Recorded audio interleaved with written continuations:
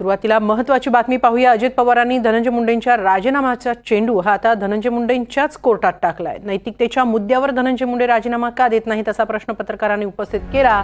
त्याबाबत तुम्ही त्यांनाच विचारा असं पवारांनी म्हटलंय। त्यामुळे धनंजय मुंडे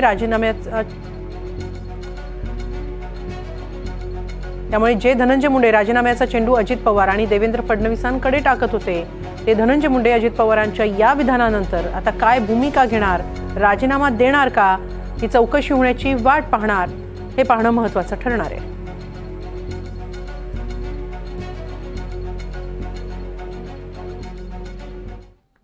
निगृणपणे असे माणुसकीला काळीमा फासणारी असं कुणी करू शकतं हे आपल्याला सहनच होत नाही। आणि त्याच्यामुळं त्याच्यात जे कोणी दोषी असतील त्यांना शासन हे केलंच जाईल, कुणालाही सोडलं जाणार नाही।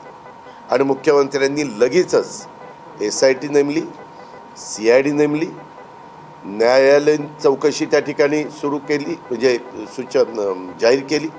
आता एवढ्या सगळ्या वेगवेगळ्या एजन्सी चौकशी त्या ठिकाणी करतायत। आणि परत आम्ही सांगतोय की जो दोषी असेल त्याच्यावर कारवाई होईल। हे कितीदा आम्ही तुम्हाला सांगायचं। एकनाथरावांनी पण सांगितलं, देवेंद्रजींनी पण सांगितलं आणि मी पण सांगितलेलं। दादा तुम्ही जशी हिंमत दाखवली नैतिकदृष्ट्या तुम्ही राजीनामा दिला, आरोप झाल्या आया पाटलांनी नुसतं स्टेटमेंट सुद्धा म्हणून नैतिकदृष्ट्या राजीनामा दिला, विलासरावांनी देखील असंच धाडस दाखवून राजीनामा दिला होता। मग ही नैतिकता धनंजय मुंडे का दाखवत नाही असं आपण त्यांना प्रश्न विचारतो। एक मिनिट, पक्षाचे तुमच्या आमच्या असं नसतं बाळा। ह्यामध्ये शेवटी ते तरी काही हे बघत नाहीत का? त्यांचं म्हणणं की मी ह्याच्यात दुरान्वय पण माझा संबंध नाही। याच संदर्भात आपण प्रतिक्रिया जाणून घेऊया। राजकीय विश्लेषक अभय देशपांडे आपल्याबरोबर आहेत।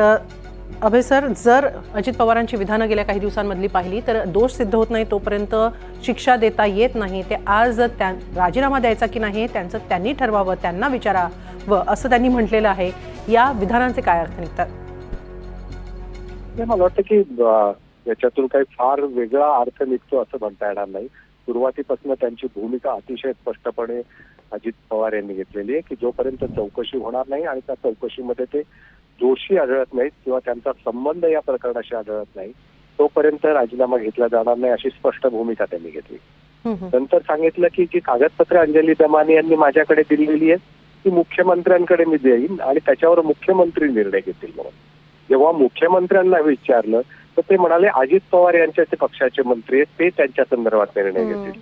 जेव्हा आपण धनंजय मुंडे यांना विचारलं तर त्यांनी सांगितलं की माझ्या संदर्भात मुख्यमंत्री आणि अजितदादा हे काय ते निर्णय घेतील। तर मला वाटतं की हे सगळे प्रश्न त्याच्या क्षणाला टोलवण्याचा हा विषय एक स्पष्ट आहे की त्यांनी कालची ज्या पद्धतीने त्यांची कोर कमिटीत त्यांची वर्णी लावली आणि हे प्रकरण मिटवण्यासाठी ज्या पद्धतीने सुरेश धस आणि त्यांची भेट घडवून आणण्यात आली आणि या दृष्टीने सगळे जे प्रयत्न सुरू आहेत ते बघता त्याच्यातून काही फार अर्थध्वनीत होतोय असं नाही। जर त्यांचा राजीनामा घ्यायचा असता तर तो सुरुवातीलाच घेतला असता। आणि भाजपाकडूनही आपण बघितलं असेल की सरकार स्थापनेच्या वेळेस शिंदे यांच्या बरोबरच्या काही वादग्रस्त मंत्र्यांसंदर्भात भाजपाने एकदम आग्रही भूमिका घेतली होती की त्यांना मंत्रिमंडळात त्यांचा समावेश करू नये। पण या प्रकरणामध्ये भाजपाने सुद्धा अशी कुठली टोकाची भूमिका घेतली आहे असं दिसत नाही। जे सुरेश धस हे आक्रमक भूमिका घेत होते ते बीडच्या राजकारणातला एक भाग म्हणून त्याच्याकडे बघावं लागेल।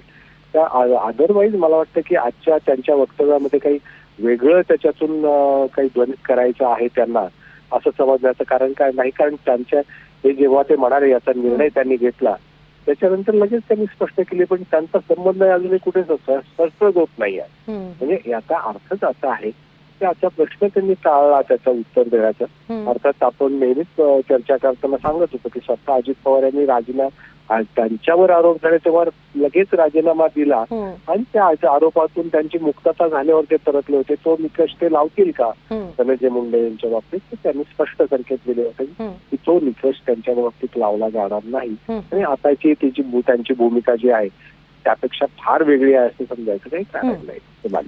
धन्यवाद अभय सर, ही सगळी चर्चा केल्याबद्दल। धनंजय मुंडे यांच्या राजीनाम्याबाबत आता केवळ टोलवा टोलवीच होताना पाहायला मिळते।